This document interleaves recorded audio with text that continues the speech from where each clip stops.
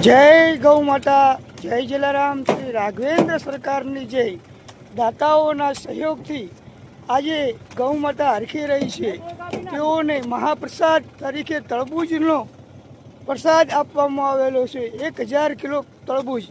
સર્વદાતાઓના ખૂબ ખૂબ અભિનંદન કે આપણી આવી ગૌ માતાને આજે તરબૂચનો પ્રસાદ આપ જેવા દાતાઓના સહયોગથી કરવામાં આવ્યો છે।